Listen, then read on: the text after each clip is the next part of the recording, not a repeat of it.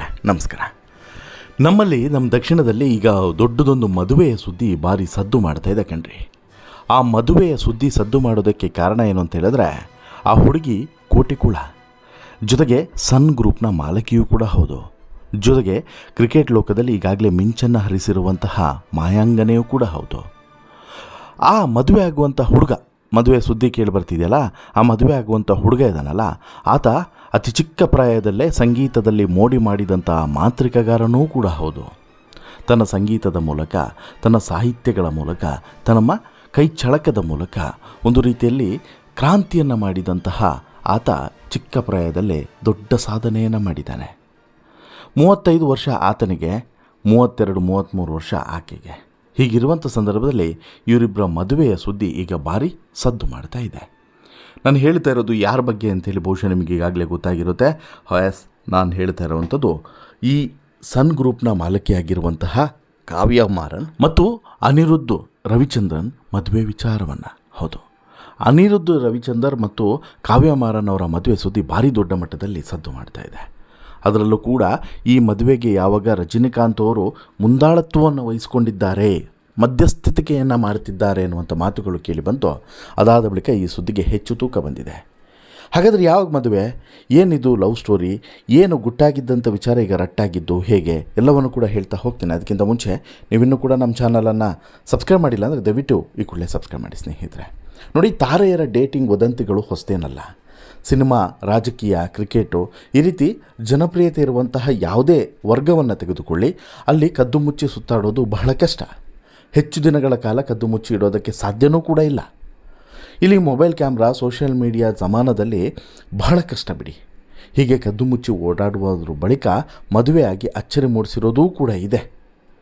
ಹಾಗೆಯೇ ಈಗ ಖ್ಯಾತ ಸಂಗೀತ ನಿರ್ದೇಶಕ ಅನಿರುದ್ಧ್ ರವಿಚಂದರ್ ಹಾಗೂ ಉದ್ಯಮಿ ಮತ್ತು IPL ಫ್ರಾಂಚೈಸಿ ಸನ್ ರೈಸರ್ಸ್ ಹೈದರಾಬಾದ್ನ ಸಹ ಮಾಲಕಿ, ಸನ್ ಗ್ರೂಪ್ನ ಒಡತಿ ಈ ಕಾವ್ಯ ಮಾರನ್ ಅವರು ಇಬ್ಬರೂ ಕೂಡ, ಕಾವ್ಯ ಮಾರನ್ ಮತ್ತು ಈ ರವಿಚಂದ್ರನ್ ಅವರು ಪ್ರೀತಿಯಲ್ಲಿ ಬಿದ್ದಿದ್ದಾರೆ ಅನ್ನುವಂಥದ್ದು ಈಗ ಗುಸುಗುಸು ಬಹಳ ದಿನಗಳಿಂದ ಕೇಳಿ ಬರ್ತಿರುವಂಥದ್ದು. ಇದೆಲ್ಲ ಸುಳ್ಳು ಅಂತೇಳ್ಬಿಟ್ಟು ಅನಿರುದ್ಧ್ ಸೋಷಿಯಲ್ ಮೀಡಿಯಾದಲ್ಲಿ ಸ್ಪಷ್ಟನೆಯನ್ನು ಕೊಟ್ಟಿದ್ದಾರೆ. ಆದರೂ ಕೂಡ ವದಂತಿ ಮಾತ್ರ ಕಮ್ಮಿ ಆಗ್ತಿಲ್ಲ. ಇದೀಗ ಡೇಟಿಂಗಲ್ಲ, ಇವರಿಬ್ಬರ ಮದುವೆ ಬಗ್ಗೆನೇ ಊಹಾಪೋಹಗಳು ಶುರುವಾಗಿದ್ದಾವೆ.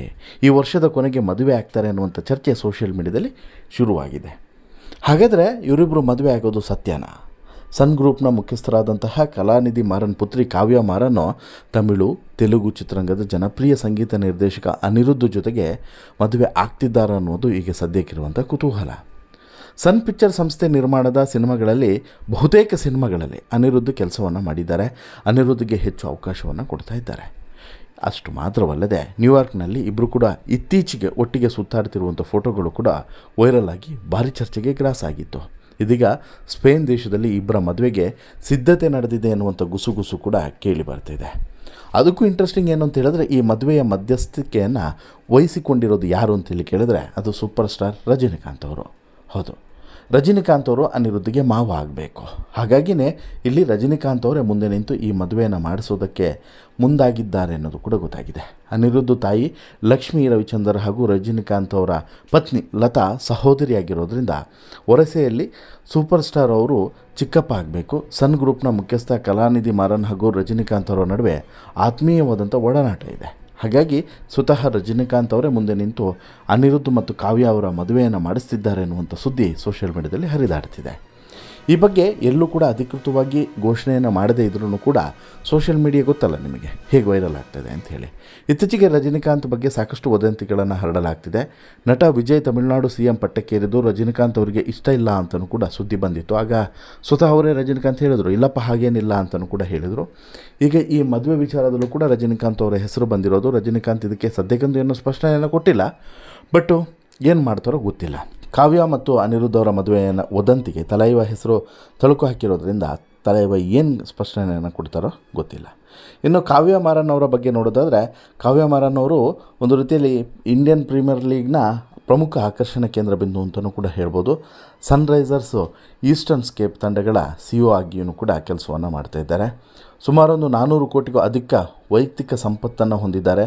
ಕೋಟ್ಯಾಂತರ ರೂಪಾಯಿ ಮೌಲ್ಯದ ಐಷಾರಾಮಿ ರೋಲ್ಸ್ ರಾಯ್ಸ್ ಕಾರುಗಳನ್ನು ಕೂಡ ಹೊಂದಿರುವಂತಹ ಈಕೆ ದೊಡ್ಡ ಕೋಟಿ ಕುಳ ಅನ್ನೋದರಲ್ಲಿ ಡೌಟೇ ಇಲ್ಲ. ಸುಮಾರು ಒಂದು 400 ಕೋಟಿ ಅಂತ ಹೇಳಿದ್ರೆ ತಮಾಷೆನಾ? ಇನ್ನು ಈ ಸನ್ ಗ್ರೂಪ್ನ ಒಟ್ಟಾರೆ ಆಸ್ತಿ ಎಷ್ಟಿದೆ ಅಂತೇಳಿ ಹೇಳಿದ್ರೆ 24,000 ಕೋಟಿಗಿಂತ ಹೆಚ್ಚಿದೆ. ಎಷ್ಟು ಹೇಳಿ? 24,000 ಕೋಟಿಗಿಂತ ಹೆಚ್ಚಿದೆ. ಅದು ಕೂಡ ಈಕೆಗೆ ಪ್ರಮುಖವಾದಂತಹ ಆದಾಯವೇ. ಯಾರಿಗೆ? ಕಾವ್ಯ ಮಾರನ್ ಅವರಿಗೆ. ಹೀಗಿರುವಂಥ ಸಂದರ್ಭದಲ್ಲಿ ಈಕೆ ಈಗ ಈ ಅನಿರುದ್ಧ್ ಅವರನ್ನು ಪ್ರೀತಿಸಿ ಮದುವೆ ಆದರೆ ಒಂದು ಚಿನ್ನದ ಮೊಟ್ಟೆಯನ್ನೇ ಅನಿರುದ್ಧ್ ಮದುವೆ ಆದಂತೆ ಅನ್ನೋದರಲ್ಲಿ ಡೌಟ್ ಇಲ್ಲ. ಇನ್ನು ಅನಿರುದ್ಧಿಗೂ ಕೂಡ ಸಾಕಷ್ಟು ಅವಕಾಶಗಳನ್ನು ಈ ಸನ್ ಗ್ರೂಪ್ ಕೊಟ್ಟಿದೆ.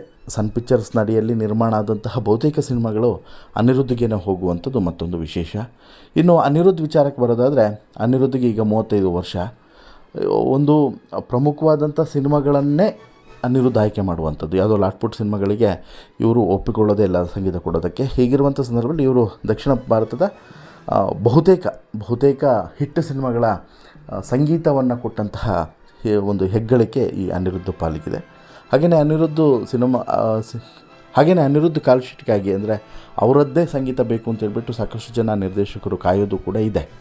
ಹಾಗೆಯೇ ಅನಿರುದ್ಧ್ ಅವರ ಆಸ್ತಿಯ ಬಗ್ಗೆ ಅಷ್ಟೇನು ಮಾಹಿತಿಗಳು ಸಿಗಲ್ಲ. ಅಂದರೆ ಅವರು ಸಾರ್ವಜನಿಕವಾಗಿ ಅದನ್ನು ಎಲ್ಲೂ ಕೂಡ ಡಿಸ್ಕ್ಲೋಸ್ ಮಾಡಿಲ್ಲ. ಆದರೂ ಕೂಡ ಸಾಕಷ್ಟು ಆಸ್ತಿ ಪಾಸ್ತಿಗಳನ್ನು ಸಂಪಾದನೆ ಮಾಡಿದ್ದಾರೆ ಅನ್ನುವಂತಹ ಮಾಹಿತಿ ಅಂತೂ ಇದೆ. ಅಂದರೆ ತಮ್ಮ ಈ ವೃತ್ತಿ ರಂಗದಲ್ಲಿ ಈಗ ಸಾಕಷ್ಟು ವರ್ಷಗಳಿಂದ ಜನಪ್ರಿಯರಾಗಿರುವಂತಹ ಈ ಅನಿರುದ್ಧ್ ಚಂದ್ರ ಅವರು ಒಂದಷ್ಟು ಆಸ್ತಿ ಪಾಸ್ತಿಗಳನ್ನು ಮಾಡಿದ್ದಾರೆ.